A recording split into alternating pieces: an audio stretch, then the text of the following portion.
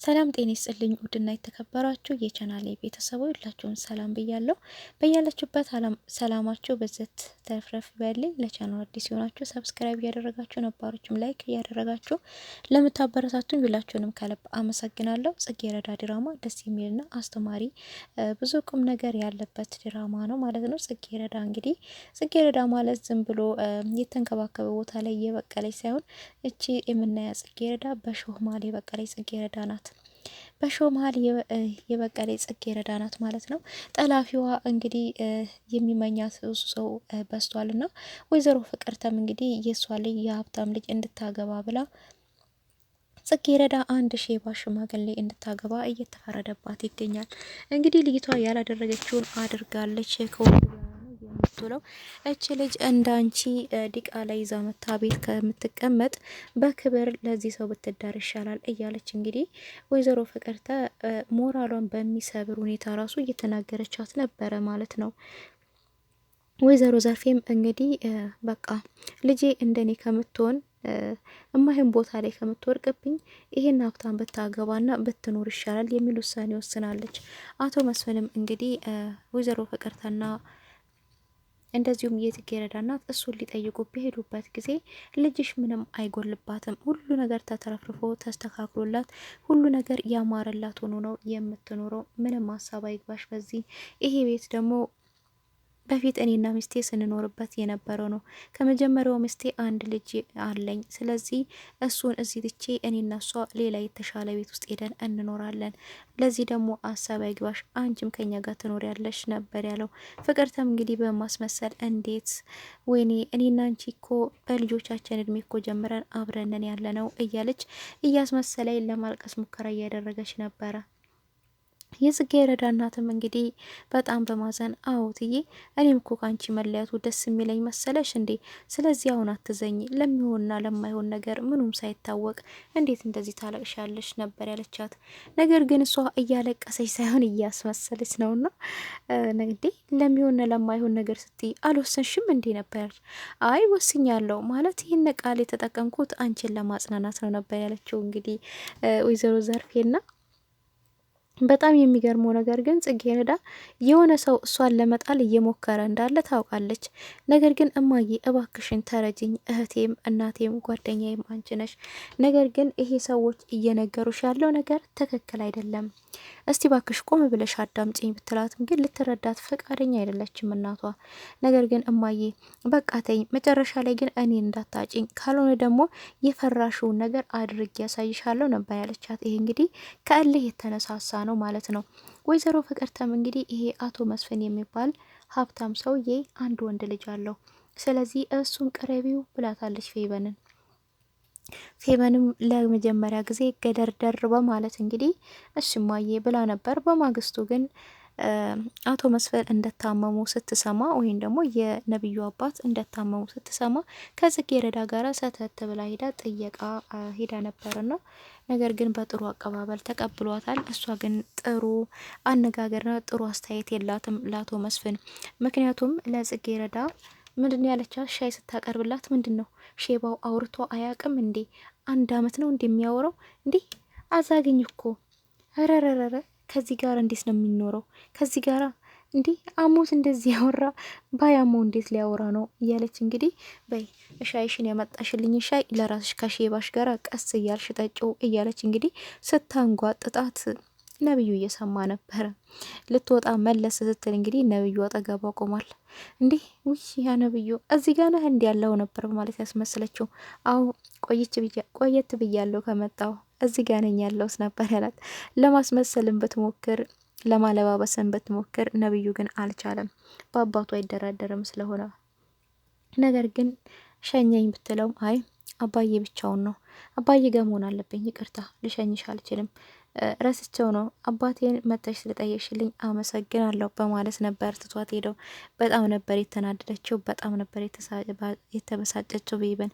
ነገር ግን ነብዩና ጽጌረዳ አብረው እንዳሉ በስልክም በተደጋጋሚ እንደሚያወሩ ትረዳለች።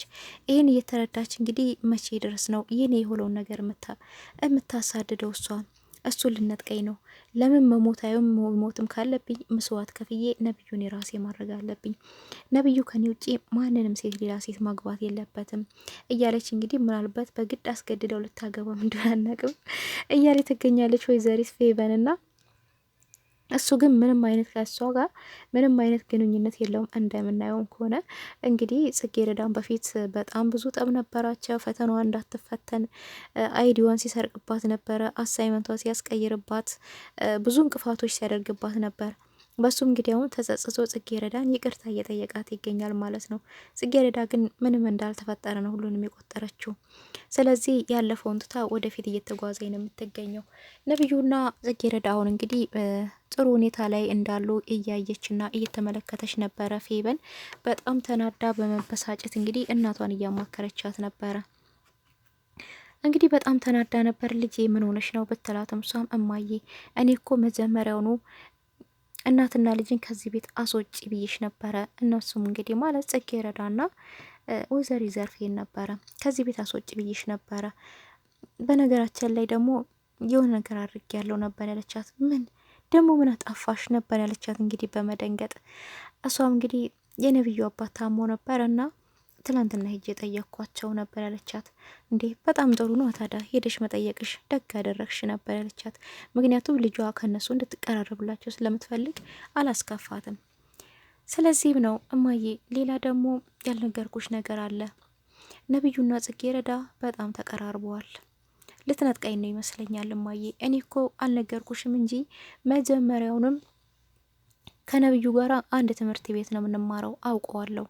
ነገር ግን ስለዚህ አይነት ነገር አንቺ ሰነገርሽኝ ወዲያ ደግሞ አስቤበት፣ አዎ እኔ እሱን ብቻ ነው ማግባት ያለብኝ ብዬ ወስኛለሁ ነበር ያለቻት። የምታገባው ግን ለትዳር ፈልገው ወይም ደግሞ ፍቅር ሳይሆን ለገንዘብ ነው። ሀብታም ናቸው። ለገንዘብ ብላ ነው እንግዲህ እሱን ማግባት እንዳለባት የወሰነችው። እንግዲህ ሞትም ከሆነ መክፈል ያለብኝ መስዋዕት ከፍላለሁ ብላ እንግዲህ ተነስታለች። ፌቭም ማለት ነው።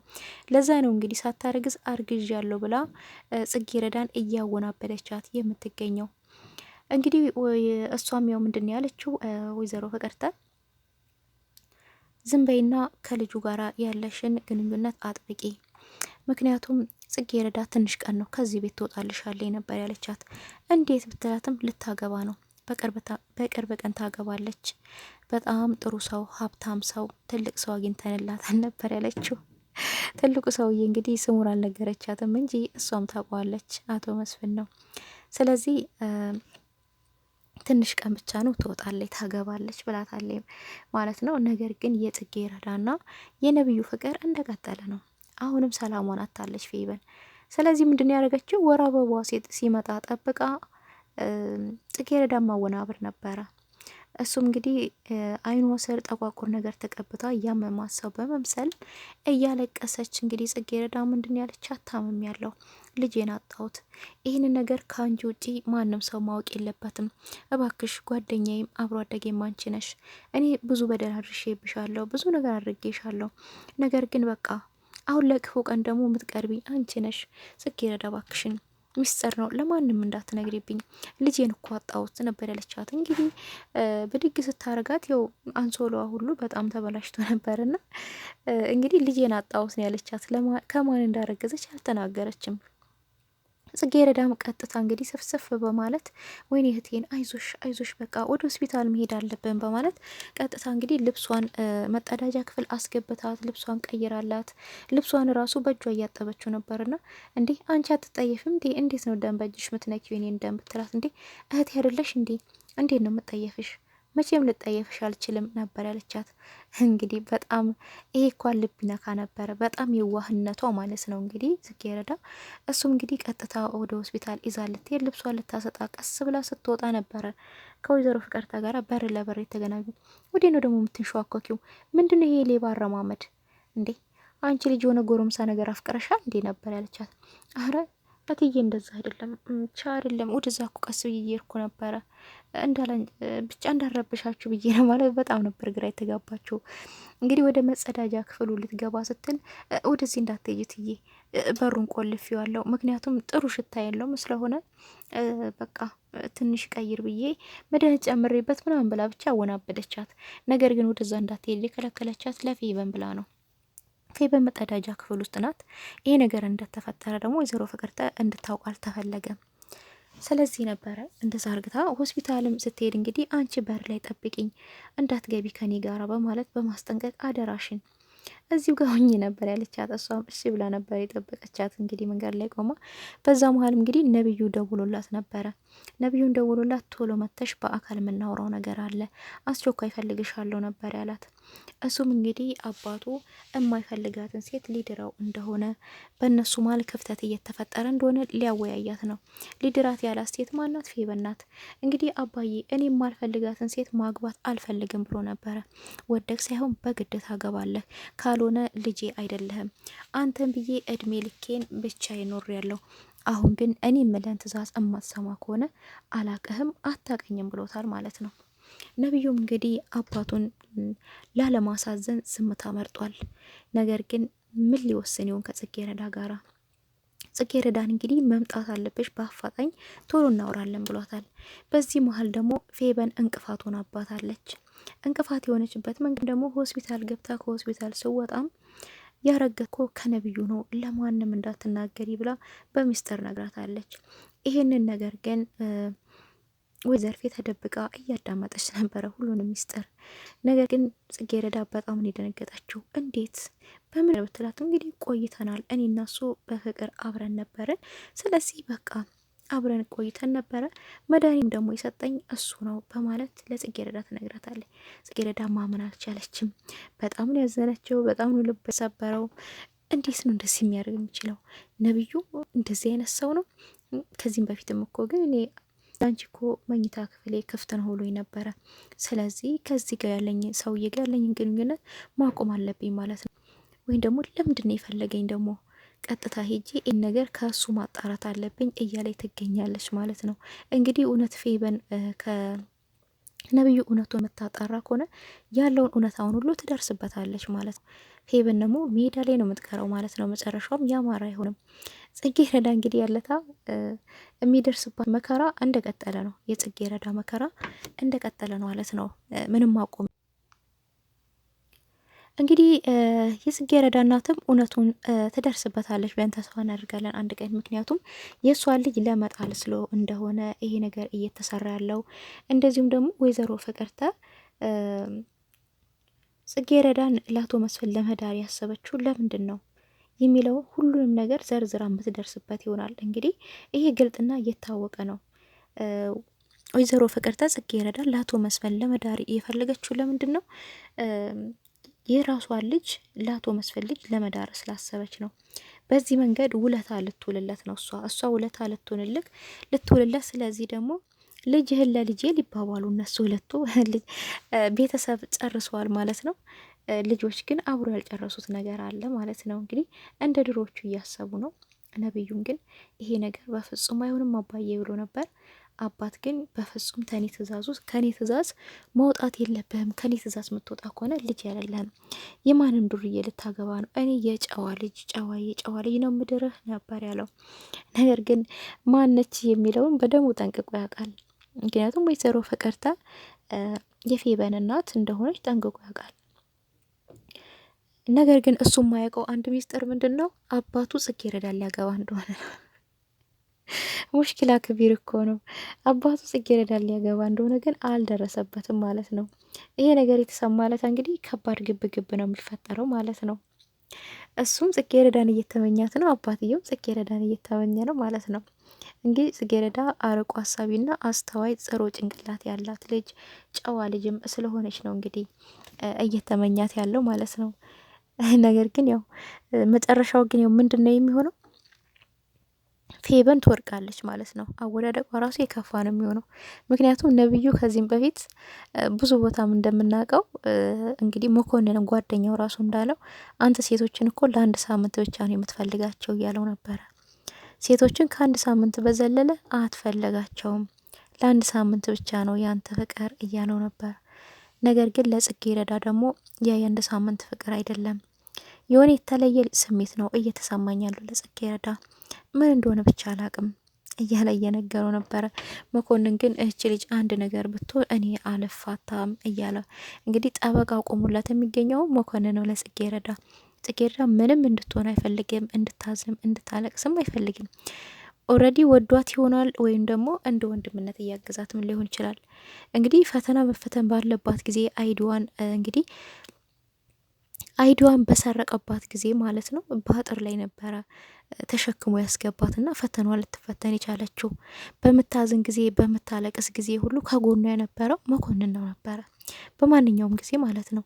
አይዲያው ጠፍቶባት ፈተና በቃ መፈተን አልቻልኩም ብላ አጥር ስር ቁጭ ብላ ስታለቅስ ነብዩ ከፌበን ጋራ እያያት አየክ ውጤቱን እያለችው ነበረ። እሱም ጥሩ ውጤት ነው እያለ እንግዲህ እየተደሰቱባት ነበሩ። ይህን ነገር ነብዩ ለምንድን ሊያደርግ የቻለው? ለምን ፊት አልሰጠችኝም? ለምን እንደማንኛውም ሰው ከኔ ጋር አታወራም? ለምን ትርቀኛለች? በማለት ነው እንግዲህ ይሄ ሁሉ ቅናት እያደረገ ያለው። እንደዚሁም ደግሞ እሷን ከዛ ቤት ለማስባረር ነበረ። እሷ የምትሰራው ምግብ ውስጥ እንግዲህ እሷ ዞር ስትል አንዴ ጨውን ይጨምር ነበረ፣ እንደዚሁም አንዴ ቅመሙን ይጨምር ነበረ ማለት ነው። ይህን ሁሉ ነገር ደግሞ እያደረገ ያለው ለምንድን ነው? ከዛ ቤት እሷ እንድትባረር፣ አቶ መስፍን እሷን እንዲያባረሯት ነበረ። ነገር ግን መጨረሻ ላይ ተጸጽቶ እውነታውን እሱ ራሱ ነገራት ማለት ነው። ይህን ሁሉ ነገር ሳደርግ የነበርኩት እኔ ነኝ። እንግዳ እንኳን መጥቶ እንግዲህ ለእንግዳ እሷ ሰርታ ያስቀመጠችው ስጨውን ድርግም አርግቶ ነበር የጨመረው። ይህን ነገር እንግዲህ ያለታ ከአቶ መስፍን ጋር ተጣልተው ነበረ። እሷም ጥፋቷን ባይኖር እንግዲህ ይቅርታ ብላለች። ይቅርታ አለማስተዋል ነው፣ በቃ ማስተዋል ነበረብኝ፣ ይቅርታ ጋሼ ብላለች። ይህን ሁሉ ነገር ግን ያደረገው ነብዩ ነው። ደግሞ አይኑን በጨዋት በቆጭ ብሎ እንዴት ነው እንደዚህ ምሰሉ? ለምን አታዩም? ስራውን ካልፈለሽ መተኮት ትችያለሽ እያለ እንግዲህ ነገሮችን እያባባሰ ነበረ። እንግዲህ አንድ ቀን እውነቱን አውጦ ለራሱ ጸጸተው። ጽጌረዳ ይቅርታ፣ ይህን ሁሉ ነገር ያደረግኩት እኔ ነኝ። ቅመምም የጨመርኩበት አንቺ የሰራሽ ውስጥ ምግብ እኔ ነኝ፣ የሰራሽ ምግብ ውስጥ እኔ ነኝ፣ ጨውንም የጨመርኩት እኔ ነኝ በማለት እንግዲህ ተናዟል ማለት ነው። ንዛዜውን ደግሞ ተቀብላለታለች ጽጌረዳ ማለት ነው። እና ጽጌረዳ ድራማ እንግዲህ ደስ የሚልና አስተማሪ ድራማ ነው። ቀጣይ ምን ይሆናል የሚለውን ይዤላችሁ እመጣለሁ። እስከዛ ድረስ ቸር ሰንብቱ።